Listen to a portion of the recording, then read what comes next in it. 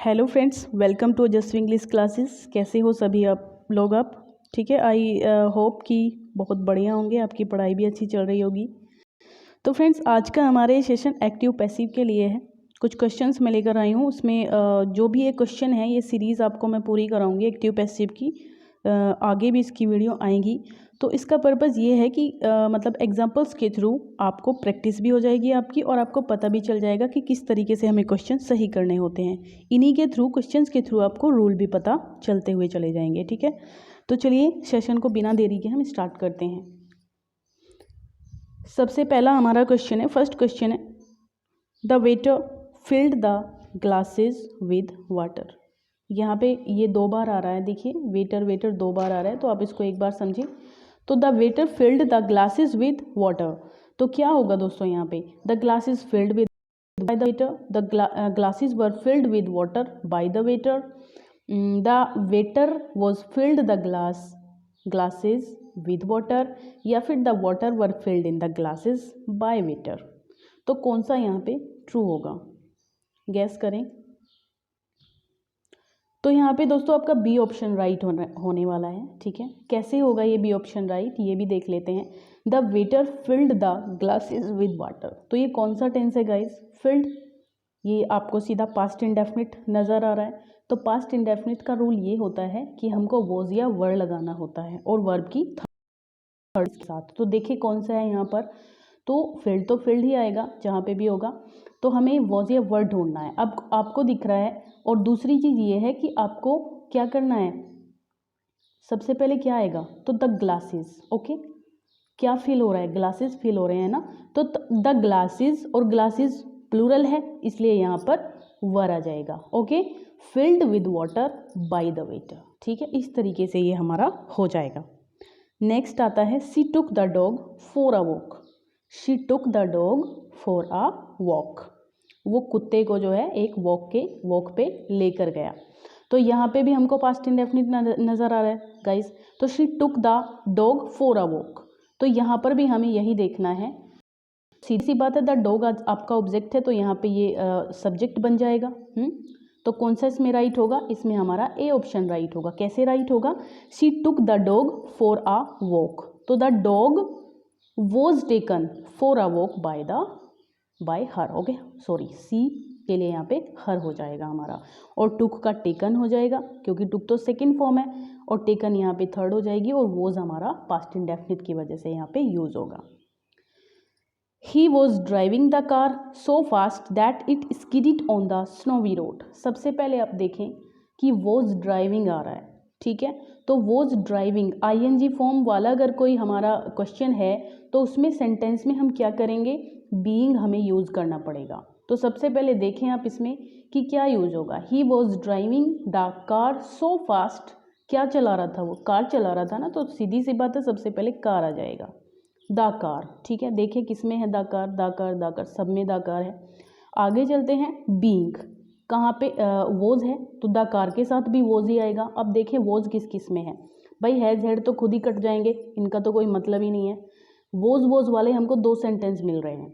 अब आगे देखते हैं कि ड्राइवन थर्ड की, तो उससे पहले बीइंग भी तो आना है ना। ये देखिए आप, बीइंग भी तो आना है ना उससे पहले। तो being driven by him so fast that it skidded on the snowy road, तो B option is right. Okay, I think आपको क्लियर हो गया होगा। आगे चलते हैं, they will laugh at you, तो they will laugh at you, तो विल शैल दोनों के साथ बी यूज होता है पैसिव में, और यू हमारा यहाँ पे सब्जेक्ट हो जाएगा, और दे हमारा, दे का देम हमारा ऑब्जेक्ट हो जाएगा। तो कौन सा सही होने वाला है? तो यू तो सब में आया हुआ है, कैन का तो कोई मतलब ही नहीं है। ठीक है, विल का विल रहेगा, तो ए भी कट गया, बी भी कट गया। शी और डी में हमें देखना है कि कौन सा है। विल के साथ बी आएगा, इसलिए हम शी पे जाएंगे। ठीक है, सी इज राइट। आगे चलते हैं, then her face was bowed, then her face was bowed, तो बताइए इसमें कौन सा है? Then she was being bowed her face was bowed by then she bowed her face, then her face has been bowed. बताइए यहाँ पे कौन सा सही होने वाला है?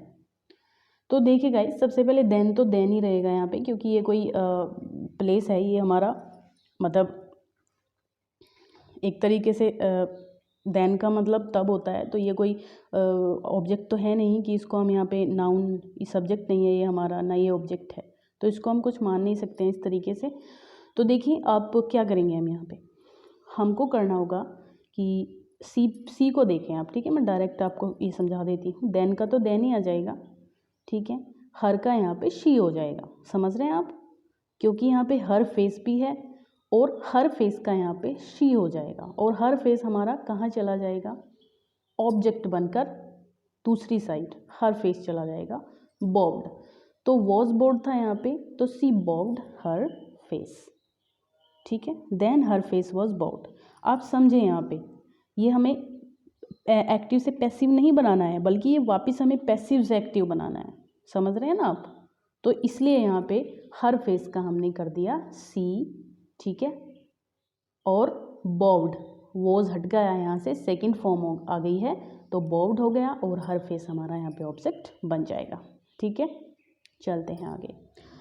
The walls had not been decorated by us. तो the walls had not been, ये भी आपको पैसिव नज़र आ रहा है, तो इसको आपको पैसिव से एक्टिव बनाना पड़ेगा। तो the walls had not been decorated by us, तो यहाँ पे जो अस है इसका क्या हो जाएगा, वी हो जाएगा, ठीक है। तो वी के साथ यहाँ पे हैड नॉट आया हुआ है, हैड नॉट बीन आया हुआ है, तो बीन तो हट जाएगा ना, तो हैड की जगह पे क्या हो जाएगा, वी के साथ हैव हो जाएगा। तो सीधी सी बात है, ये कट गया, बी कट गया और डी कट गया। अब दो ऑप्शन है हमारे पास, हैव के, ए है और सी है। अब दोनों में देखना है कौन सा होगा। तो we have not been decorating the walls, तो we have not decorated the walls. बताइए, तो गाइज बीन भी हट जाएगा, तो बीन भी यहाँ पे, ये भी ऑप्शन खत्म हो गया, तो हमारा राइट आंसर हो गया ऑप्शन सी। समझ रहे हैं ना आप। चलते हैं आगे। आगे क्या है, I shall have written the letter. I shall have written the letter, तो ये हमारा एक्टिव है, इससे हमें पैसिव बनाना है। तो सीधी सी बात है, द लेटर जो कि सब में आया हुआ है। अब यहाँ पे सेल हैव आया हुआ है गाइस, तो सेल हैव लेटर के साथ तो नहीं आएगा ना, लेटर के साथ तो विल आएगा।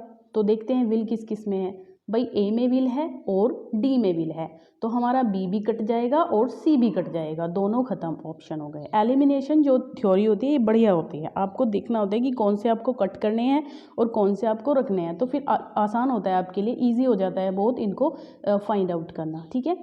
तो ये जो ए ऑप्शन है इसमें देखें आप, द लेटर विल, ओके। तो गाइज विल का तो मतलब ही नहीं है, क्योंकि यहाँ पे क्या आया हुआ है, हैव आया हुआ है ना। विल बी रिटन तो नहीं होगा हमारे पास, तो हमारा हो जाएगा the letter will have been written by me, okay. D option is right. आगे चलते हैं हम। We must endure what we can not cure. इसको ध्यान से देखें, इस टाइप के क्वेश्चन आपको फंसा देते हैं। इजी वाले क्वेश्चन तो आप कर लेते हो, लेकिन थोड़े से जहाँ घुमा के क्वेश्चन दे दिए आप फंस जाते हो वहाँ पे। तो देखिए कौन सा होगा यहाँ पे गाइस, तो we must endure what we can not cure, ठीक है। तो what can not be cure, can not के साथ क्या यूज हो जाता है, बी क्योर, ठीक है। समझ रहे हैं ना आप, मतलब जिसको क्योर नहीं किया जा सकता उसको मस्ट बी एंड्योर, एंड्योर कर देना चाहिए, ओके। तो यहाँ पे ये यही तो कहना चाह रहा है कि हम वी मस्ट एंड्योर, हमें एंड्योर कर देना चाहिए जो हम कैन क्योर नहीं कर सकते हैं, ठीक है। तो जो क्योर नहीं किया जा सकता उसको एंड्योर कर दो, यही तो कहा जा रहा है। तो पैसिव इसी तरीके से तो बनेगा। तो क्या है यहाँ पे हमारा option, what can not be cured, जिसको क्योर नहीं किया जा सकता, मस्ट बी एंड्योर्ड, एंड्योर्ड हो जाना चाहिए। यहाँ पे भी बी यूज होगा और यहाँ पे भी बी यूज हो गया होगा, समझ रहे हैं ना। तो बी ऑप्शन इज हमारा राइट है। आगे चलते हैं। अ fresh batch of eggs was collected by the farmer's wife. तो जो फ्रेश बैच ऑफ एग्स है was collected by the farmer's wife, ठीक है। फार्मर्स की जो वाइफ थी उसने एक जो एग्स थे उसका फ्रेश ताज़ा बैच मतलब एक तरीके से आप समझ लो कि 1 दर्जन अंडे की जो ट्रे होती है ना उसको आप बैच कह सकते हो। तो चलिए देखें यहाँ पे कौन सा होने वाला है। तो आप fresh batch of egg was collected by the farmer's wife, तो ये पैसिव है, इसे आपको एक्टिव बनाना है। तो बाय जिससे पहले आया है वही हमारा सब्जेक्ट बनेगा। द फार्मर्स वाइफ हो जाएगा, तो द फार्मर्स वाइफ सभी में आया हुआ है ये। तो अब हमको देखना है कि हमारी हेल्पिंग वर्ब क्या आएगी। वॉज कलेक्टेड है ना, इसका मतलब पास्ट इंडेफिनिट में जाएंगे हम, ठीक है। तो कलेक्टेड तो कलेक्टेड ही रहेगा, वॉज हमारा हट जाएगा। ओके, समझ रहे हैं ना। पास्ट इंडेफिनिट का रूल है वर्ब की सेकेंड फॉर्म।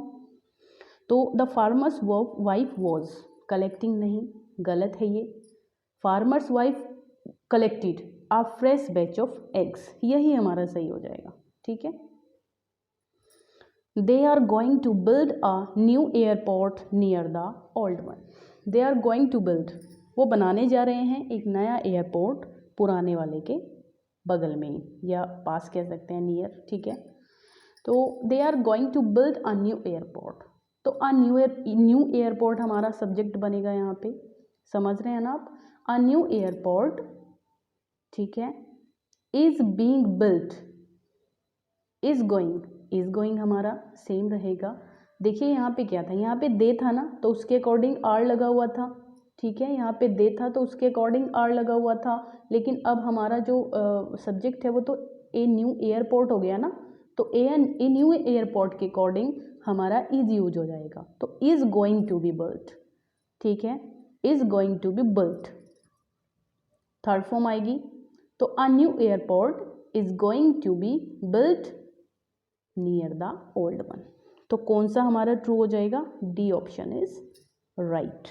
ओके, तो गाइज यही तक के हमारे क्वेश्चन थे। आज हो सकता है थोड़े क्वेश्चन है, नेक्स्ट टाइम मैं थोड़े ज़्यादा लेकर आती हूँ आपके लिए। तो इनके आई होप आपको ये अच्छे लगे होंगे। अगर अच्छे लगे हैं तो प्लीज़ लाइक कर दीजिए वीडियो को और आगे शेयर भी कर दीजिए ताकि सभी के पास ये पहुंच जाए। और कंटिन्यू आप रहिए इस सीरीज़ पे, जो भी क्वेश्चन आएंगे इस टाइप के उनसे आपको निश्चित ही बहुत फ़ायदा मिलने वाला है, ठीक है। एग्ज़ाम क्रैक करने के लिए आपको ये बहुत ज़रूरी है, ये बात आपको समझनी चाहिए, ठीक है। तो thank you guys, thank you so much, bye bye, take care.